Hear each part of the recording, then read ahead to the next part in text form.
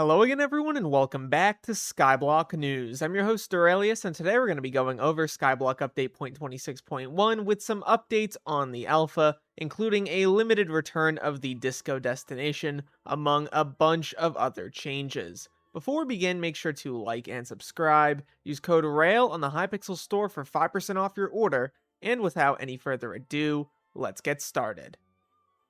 First up, we are going to be covering Buzzy Bee's Fantabulous Disco Destination. It is now back, but it is a little different now.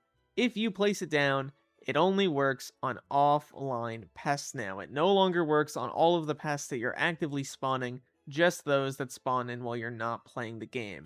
They've also made some changes to the recipe because of this. As you can see, no more salted sunflower seeds in the recipe, just some bot root, and they've also lowered the amount of bot root used a little bit. In terms of other changes, there has been a pretty major one when it comes to the groovy nozzle. It is now called the salty nozzle, and it's been changed around a little bit. Now it's only crafted using salted sunflower seeds. A couple other changes here. If you take a look at your sprayinator, you can see the salty nozzle has been changed slightly. It now has a 3x chance instead of a 2.5x chance for pests to spawn in the sprayed plots. Also, if you look at the recipe for the juicy nozzle, it has been lowered slightly in terms of how much enchanted melon slices you need. As you can see, it's just 192 now. Another change is that now pests can in fact spawn in greenhouse plots. However, you cannot spray a greenhouse plot. This is because people were able to basically corner off one of their plots and get all of the pests to spawn in that specific location. The team does not want that to be the case.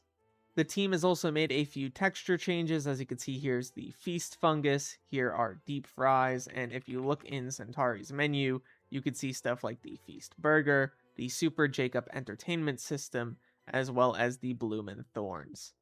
The team has also made a change to the Orchid Mantis. As you can see, the Farming Tool XP perk now comes first at the common rarity, and the Swift Sickles perk is now a little bit later on. It's the second perk on the pet.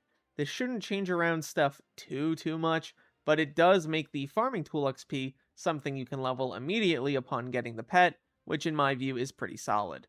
Next, we're going to take a look at the Demonslayer Gauntlet. This is part of the healing revamp changes, and as you can see, it is a whole lot stronger now. They've increased the true defense from 5 to 20, and they've also increased its damage against infernal mobs by 15%. This is going to be a very nice gauntlet for doing anything on the Crimson Isle.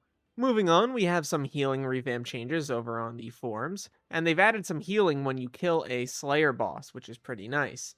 The healing per second is determined by your Slayer tier, so it's 40 per tier 1, and at tier 5 it's 200. It increases by 40 HP per second for every tier of boss you're doing, which is fine in my view. The duration of the healing scales with your Slayer level, so at base it's 6 seconds, at Slayer level 2 it's 7, at level 4, it's 8. At level 6, it's 9. And at level 8, you get a whole 10 seconds of healing. So if you're Slayer level 7 and you're doing tier 4 Enderman, you'll regenerate 160 health per second for 9 seconds. It doesn't work with Vampire Slayer.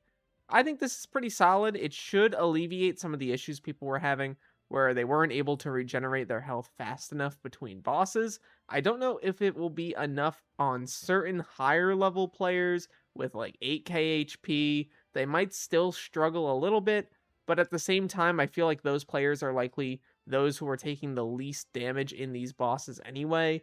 I don't know, leave your thoughts about this one down below, but I think overall it's a great step in the right direction. The vitality cost of the Gloomlock Grimoire has been lowered slightly from 50 down to 45, and the Drain Enchant's cooldown has been lowered from 0.5 seconds down to 0.25 seconds, both of which I think are really solid changes.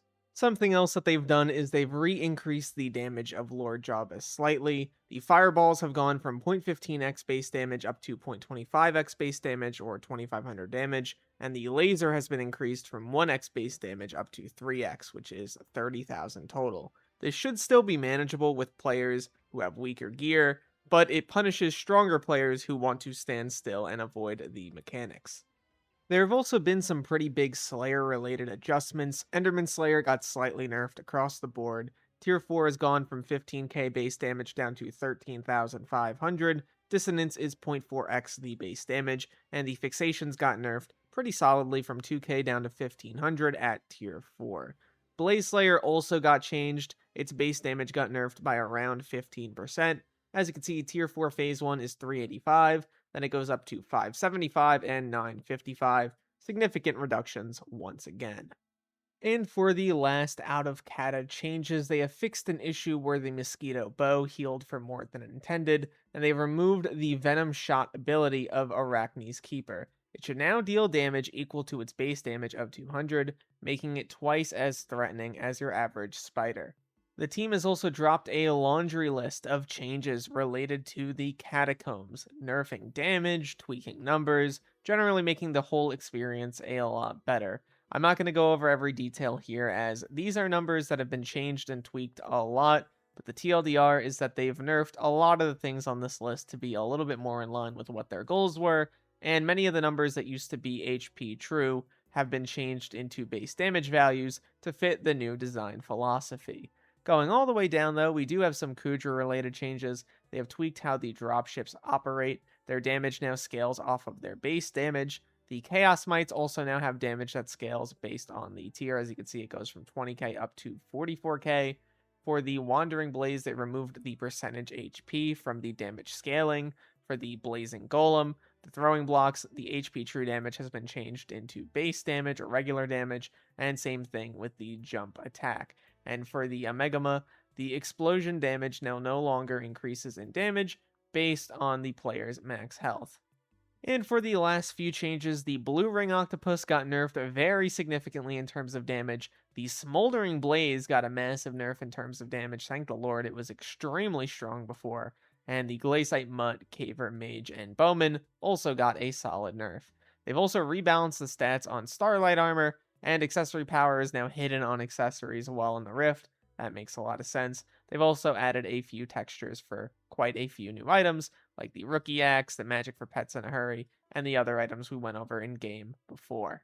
Definitely a solid suite of changes when it comes to the healing revamp. It is definitely in a much closer state to release now than it was just a week ago. Would love to hear what you think about the Disco Destination changes and the other Harvest Feast changes. Definitely a controversial list of them.